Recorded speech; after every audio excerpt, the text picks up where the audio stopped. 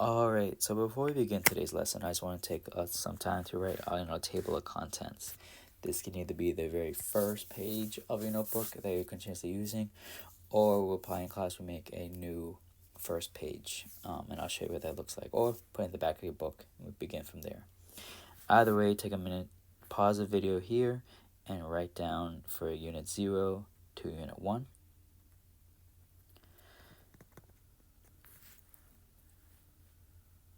And then take another minute to write down Unit 1 to Unit 2. Alright, so going into today's lesson, we're going to now 2.07, graph polynomial functions.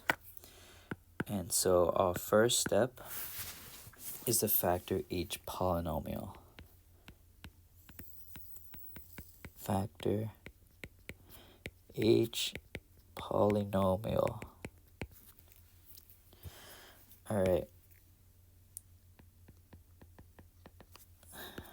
So x squared plus 7x plus 10 is factorable, and that becomes x plus 5 times x plus 2, because 5 times 2 is 10 and 5 plus 2 is 7. X squared minus 4 is the difference of perfect squares, and so they're going to have the same factor but opposite signs, as 2 times negative 2 is negative 4, 2 minus 2 is 0, so there's no b term, difference of perfect squares. X squared plus 10x plus 25 is x plus 5 times x plus 5. And so now this is fully factored. Step 2 is identify common binomials, count multiplicity,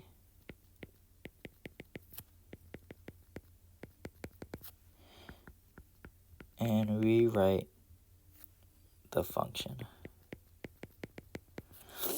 And so in this case, x plus 5 is written 3 times, and therefore f of x equals x plus 5 cubed.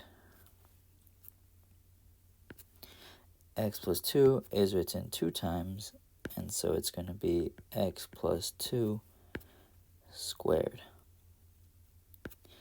X minus 2 is written once, so it's x minus 2 to the first power, which is going to be right there. From here, our next step is to state the x-intercept, multiplicity, and root behavior.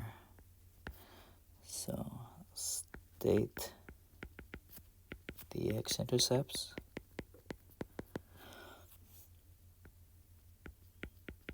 multiplicity,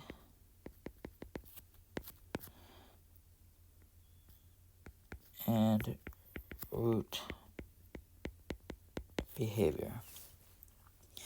And so because it's x plus 5, the root is negative 5, 0.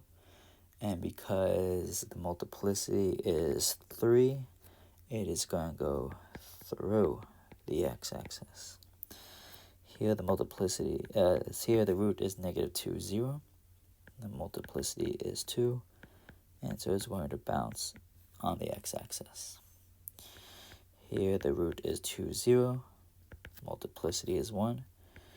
And we're going through the x-axis. So that is our root behavior. Through, bouncing through. Step 4 is going to identify the leading term and y-intercept.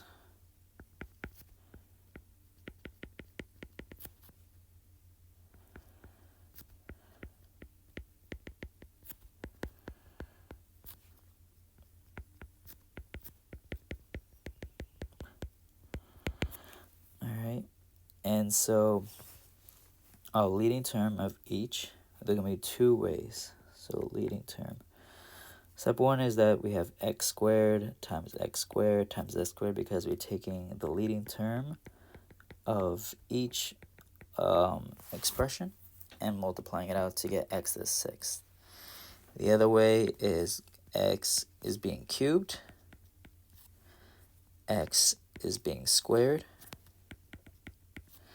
x being raised to the first power. And so when we simplify this, we get x cubed times x squared times x, which is also x to the sixth. Both of them leads to the graph that is a positive coefficient and an even exponent. So the end behavior are both going upwards.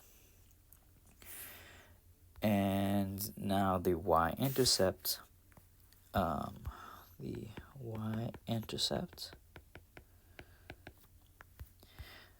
we are going to go two ways with this. Identify the y-intercept of each polynomial of the factors. So that's positive 10, negative 4, positive 25, which comes out to negative 1,000. So the y-intercept is 0, negative 1,000. Or, similar to the second method, we do 5 cubed, 2 squared, negative 2 to the first power. So 5 cubed, 2 squared, negative 2 to the first power. This becomes 125 times 4 times negative 2, which also becomes negative 1,000. And so it's 0, negative 1,000. All right. And now the fun part is that we're going to graph. So step 5, graph. So I'm kind of also going through the whole process. So we're going to start with 3, which is state with the x-intercept. So negative 5, 0. Again, take a minute to make sure you draw the graph as is. You just need a 5 by 5 graph.